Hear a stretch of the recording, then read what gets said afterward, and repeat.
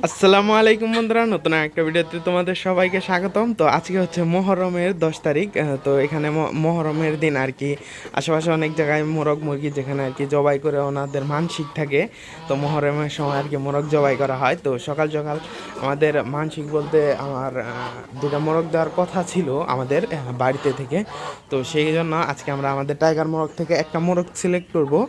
আর একটা দেশি মোরগ দেবো, মোরগ যেটা অলরেডি সিলেক্ট করছি। তো আজকের ভিডিওটা একটু ভালোই হবে, ভালো বলতে কোয়ালিটিটা একটু ভালো হবে। দেখেন, আসলে আজকে নতুন একটা ফোন দিয়ে ভিডিও করছি, S24, যেটা মূলত আমার খালামণির ওনার ফোন দিয়ে ভিডিও করতেছি। আমার ফোনের ভিডিও কোয়ালিটি হয়তো অতটা ভালো আসে না, এই ফোনের ভিডিও কোয়ালিটিটা খুব ভালো আসতেছে, দেখেন আপনারা।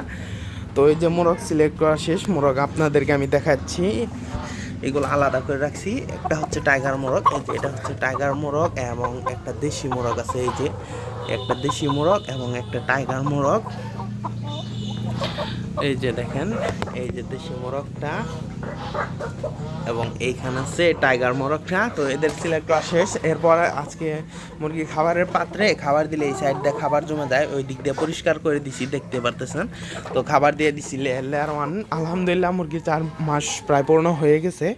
আশা করা যায় খাবার যেহেতু ভালোই দিয়ে, আশা করা যায় 15 দিনে ডিমে চলে আসবে। তো এখন আমাদের ঘরে মোটামুটি 4টা মোরগ 3টা মুরগি রাখছি।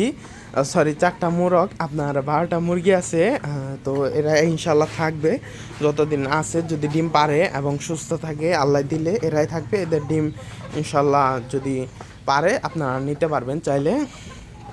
তো দেখেন এখানে এই যে সাদা মুরগি আছে, একটা একটা ওই কালো মুরগি আছে, এবং এই মোরগটা আছে, এই যে একটা মোরগ আছে, এই যে একটা মোরগ আছে, এবং এই কালার এই মোরগটা আছে। তো দেখলেন 2টা পানির পাত্র দেওয়া আছে।